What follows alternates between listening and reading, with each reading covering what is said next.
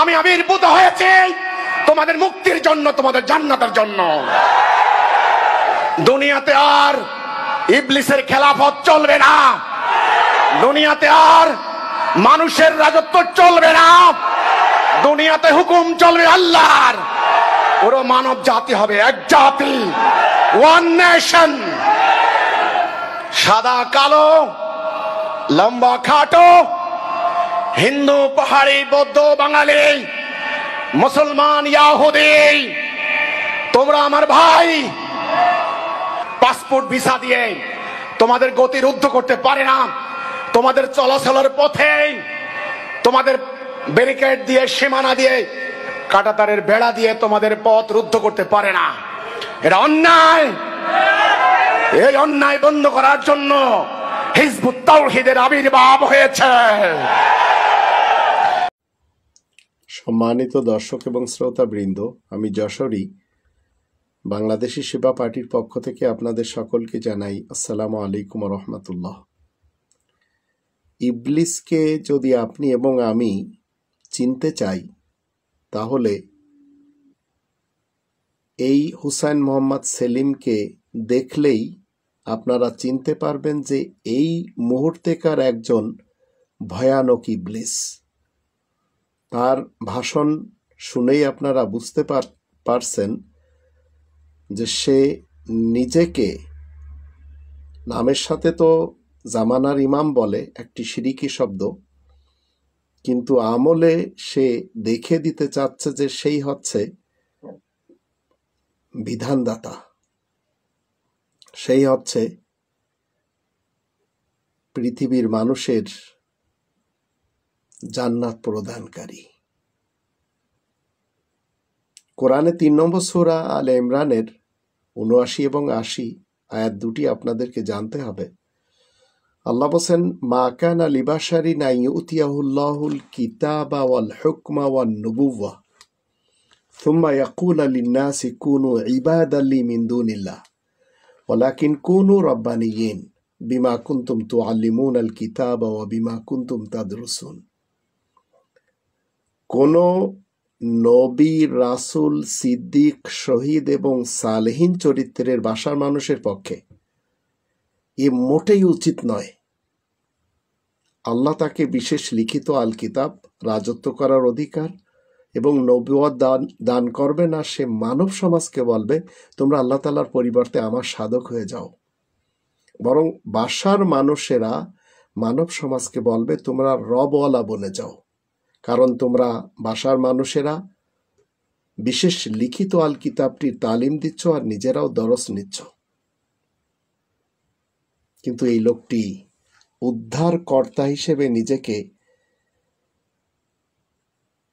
পরিচয় দিয়ে যাচ্ছে, আর তার মান্যকারীরা তাকে রব মানে। ৩ নম্বর সূরা আল ইমরানের ৮০ নম্বর আয়াতে আল্লাহ বলেন, ওয়ালা ইয়ামুরাকুম আন তাত্তাখিজুল মালাইকাতা ওয়ান নাবিয়িনা আরবাবা আয়ামুরুকুম বিল কুফরি বা'দা ইয আনতুম মুসলিমুন। তোমাদের কি তারা এই নির্দেশও দিবে না, মালাইকা এবং সকল বিশেষ খবরদাতা নবীদেরকে রব হিসেবে মেনে নাও?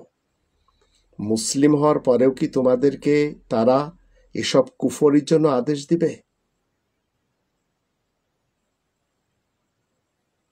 আবার ৮১ আয়াত যদি আমি দেখি, তাহলে সেখানে আল্লাহ বলেন, ওয়াইজ আখাযাল্লাহু মিসাকান নাবিয়িনা লামা আতাইতুকুম মিন কিতাবিন ওয়া হিকমাতিন সুম্মা জাআকুম রাসূলুম মুসাদ্দিকুল লিমা মাআকুম লাতুমিনুন্না বিহি ওয়া লাতানসুরুন্নাহু ক্বালা আ'আকরারতুম ওয়া আখাযতুম আলা যালিকুম ইসরি ক্বালু আকরারনা ক্বালা ফাশহাদু ওয়া আনা মাআকুম মিনাশ শাহিদিন।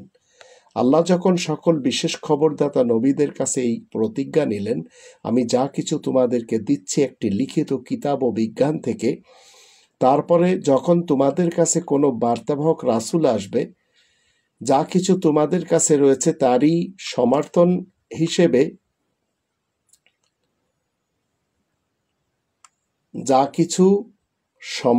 হিসেবে তখন তার সাথে তোমরা ঈমান আনবে এবং তাকে সহযোগিতা করবে। সে বলবে তোমরা কি মেনে নিচ্ছ? এছাড়া আমার কাছ থেকে এই পাকাপোক্ত ওয়াদা কি তোমরা গ্রহণ করে নিয়েছ? তারা বলবে আমরা মেনে নিয়েছি। সে বলবে তাহলে তোমরা সাক্ষী থেকো, আমিও তোমাদের সাথে সাক্ষী রূপেই গণ্য হব। আর ৮২ আয়াতে বলা হচ্ছে ফামান তাওয়াল্লা বাদা যালিকা ফাউলাইকা হুমুল ফাসিকুন। এরপরেও যদি মুখ ফিরিয়ে নিবে কোনো ব্যক্তি, সেই লোকগুলোই হবে মুক্তমনা ফাসিক লোক।